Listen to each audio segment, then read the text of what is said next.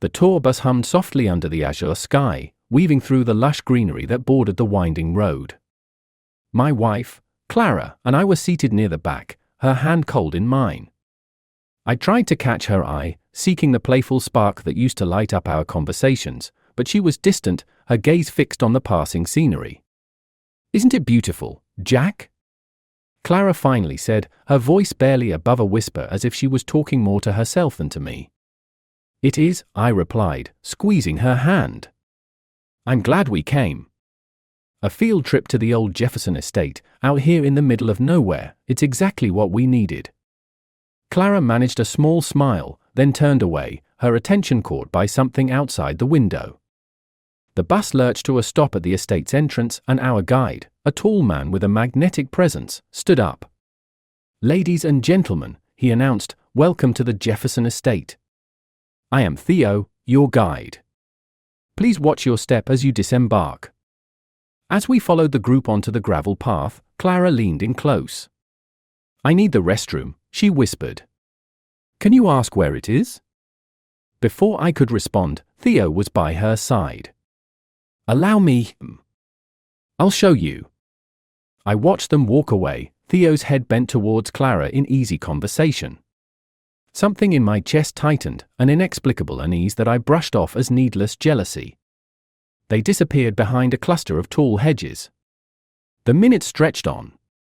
I tried to focus on the guide left in charge, who was detailing the history of the estate's fountains, but my mind was elsewhere. After what seemed like an eternity, I excused myself and followed the path Theo and Clara had taken. The further I walked, the quieter it became, the laughter and chatter of the group fading behind me. Rounding the hedge, I came upon an old stone building, its door slightly ajar. A sound caught my attention, a laugh, unmistakably Clara's, followed by a low murmur of a man's voice. My heart pounded as I pushed the door open. The scene before me froze me in place. Clara, half undressed, paused and looked up, her eyes wide with shock. Beside her, Theo, equally compromised, stood up swiftly, adjusting his clothing. "Jack, Clara started, tears brimming in her eyes. I didn't need to hear her excuses. The truth was clear, painful, and undeniable. Without a word, I turned and walked out, the image of their betrayal seared into my mind. The rest of the day passed in a blur. I spoke to no one, barely aware of the ride back home. That night, as Clara slept, I sat at the kitchen table, the silence oppressive. The betrayal was too deep, the wound too fresh. I knew what I had to do. In the cold light of dawn, I started making calls. By the time Clara woke up, I had set in motion the wheels that would unravel the life we had built together. I watched her from across the room, her confusion turning to realization as the consequences of her actions began to dawn on her. Clara reached out, pleading. "Jack, please, let's talk about this." "There's nothing to talk about," I said coldly. I saw enough. With that, I left the room. Our paths, like our hearts, irreversibly divergent. The road to retribution was clear. Divorce was just the beginning. I would ensure our paths never crossed again. As for Theo, he too would learn that actions have consequences. The chapter of Clara and I was closed, a new, solitary path lay ahead, marked by the lessons of betrayal. The morning after Clara's betrayal felt surreal, like stepping into a different reality where the colors were duller, the air heavier. I sat at the small cafe around the corner from our apartment, a cup of untouched coffee in front of me, when my phone buzzed. It was Liam, a close friend who'd seen me through college and beyond. "Jack, I heard from Sarah. She told me what happened." "Where are you?" "At Joe's cafe," I muttered, my voice hollow. "Stay there." "I'm coming." True to his word, Liam arrived in less than 10 minutes, his face etched with concern. He slid into the booth across from me, his eyes scanning my face. "You look like hell, man. What can I do?" I shrugged, the weight of the betrayal heavy on my shoulders. "I need to find a lawyer. I can't let her get away with this." Liam nodded, pulling out his phone. "I know someone. My cousin, Rachel. She's a shark. Let me call her now. As he spoke into the phone, a plan began to form in my mind. It wasn't just about the divorce anymore. It was about exposing Clara and Theo, ensuring that their deceit didn't just go unnoticed. I needed more than just legal assistance, I needed information. Rachel arrived an hour later, her demeanor all business. After brief introductions, we dove straight into the specifics. Divorce is straightforward, she said, tapping her pen against her notepad. But if you're looking to make a statement, to expose them, we need proof. Concrete proof. I saw them, I insisted, frustration lacing my voice. Isn't that enough? Personal testimony is a start, but in the court of public opinion and law, you'll need more, Rachel explained calmly. Photos, messages, something tangible. Do you think you can get that? I nodded slowly. I'll find a way. After Rachel left, Liam leaned back in his seat. What's the plan, Jack? I need to catch them together again. Maybe hire a private investigator. I actually know a guy, former military. He does PI work now. Discreet, efficient, and he owes me a favor, Liam offered, already typing a message on his phone.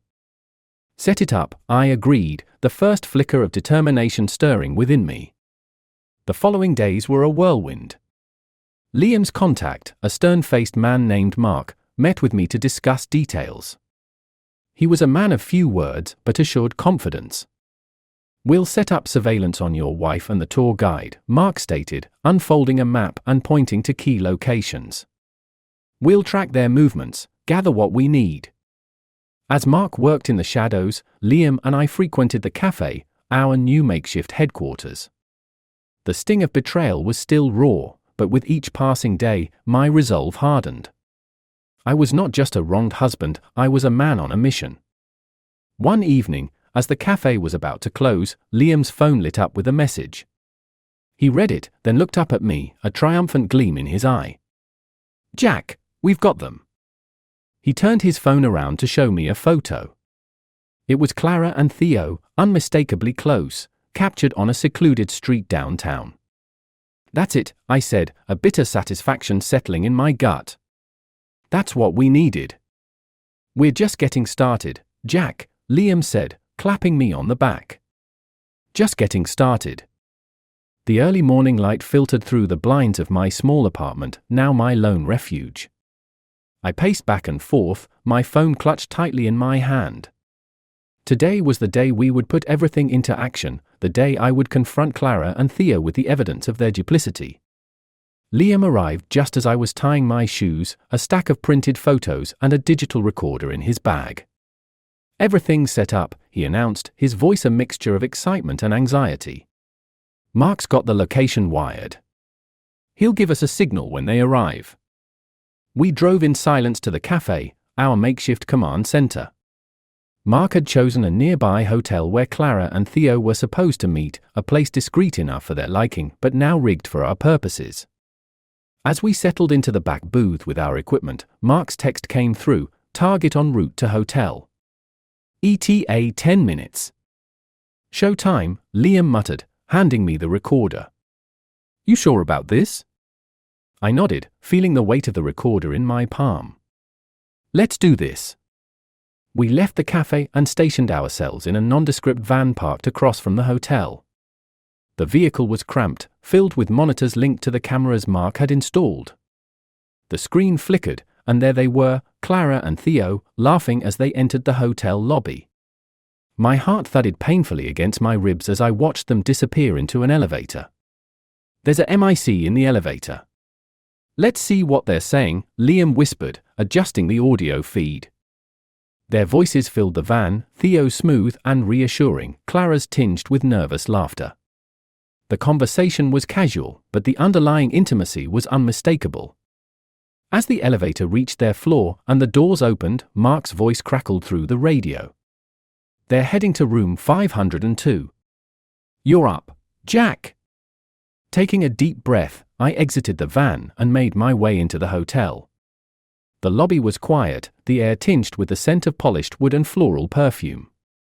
I kept my head down, bypassing the front desk and heading straight for the elevators. My heart raced as I reached the 5th floor, the hallway ominously quiet. Room 502 was just ahead. I paused outside, listening. Their laughter, seeped through the door. I knocked sharply. The laughter stopped, replaced by a muffled conversation. Then, footsteps. The door swung open, and Clara stood there, her expression shifting from surprise to horror as she saw me. From surprise to horror. How did you? I think you know why I'm here, I said evenly, stepping into the room. Theo stood by the window, his face a mask of confusion. I have proof, Clara. Photos, recordings. It's over, I continued, my voice steady despite the turmoil inside. Clara's face crumpled, tears welling up. Jack, I'm so sorry, I never meant. Save it, I cut her off, holding up the recorder. Everything you've said, everything you've done, it's all here. Theo stepped forward, his demeanor changing. Look, man, this is between you and her. You're part of this, Theo. You're as guilty as she is, I snapped, my gaze flinty. Mark's voice buzzed in my earpiece, you need to wrap it up, Jack. Hotel security's getting suspicious. I turned back to Clara, who was now sobbing. Jack, I'm so sorry, Clara. And I want it uncontested. I have more than enough to make it happen. Theo nodded slowly, his defeat evident. Clara could only sob in response, her betrayal now fully exposed. Consider this my goodbye, I said coldly, turning on my heel and leaving the room, the sounds of Clara's cries echoing behind me.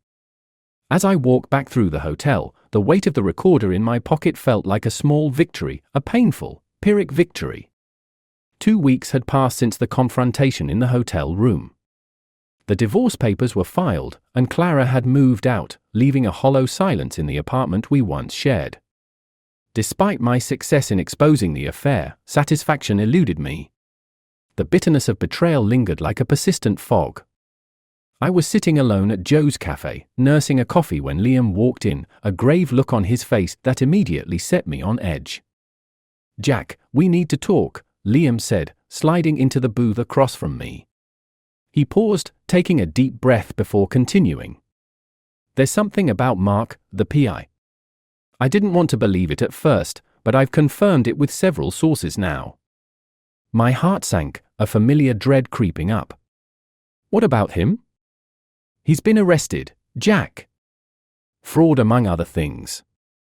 It turns out he was manipulating evidence in multiple cases. Faking photos, recordings, the whole lot, Liam explained, his eyes not leaving mine. A cold chill ran down my spine. Are you saying? I'm saying we might have been wrong about Clara and Theo. The evidence Mark provided could be tainted, Liam admitted, his voice heavy with regret. Anger and confusion warred within me. I need to see Clara. I have to know the truth from her. Arranging a meeting with Clara was easier than I expected. She agreed to meet me at the park where we once celebrated our 3rd anniversary, a place filled with happier memories. Clara was already there when I arrived, sitting on a bench under the tree where I once carved our initials. Her eyes were red, her posture defeated. Jack, she started, standing up as I approached. I didn't think you'd want to see me again. I wouldn't have, but there's been a development. We need to talk about the evidence against you, I said, my voice calmer than I felt. Clara nodded, taking a deep breath. I've been wanting to tell you. There was never an affair, Jack. Theo and I, we were planning a surprise for you. A getaway trip for us to try and mend things. That day at the hotel, we were finalizing the details. Shock and disbelief jolted through me. A trip? Then why? The photos, the recordings. I couldn't understand it either until now. It sounds like someone manipulated them, Clara explained, tears welling up again. The enormity of the situation crashed over me like a wave. I ruined everything based on a lie? Clara reached out, her hand trembling. I don't know if we can go back to how things were, Jack. Too much has happened. You were trying to fix us, and I didn't even give you a chance to explain, I murmured, my own eyes burning.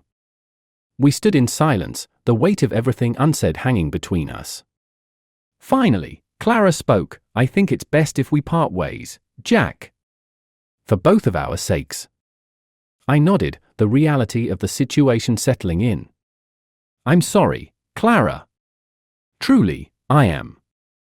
With a sad smile, Clara turned and walked away. I watched her go, the love of my life, lost not to betrayal but to a tragic misunderstanding.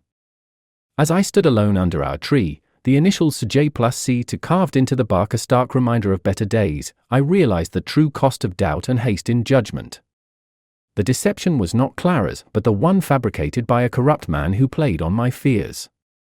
In the end, the hatred for cheating did drive us apart, but it was the hatred for a cheating that never really happened. As Clara's figure disappeared into the distance, I knew our paths would never cross again.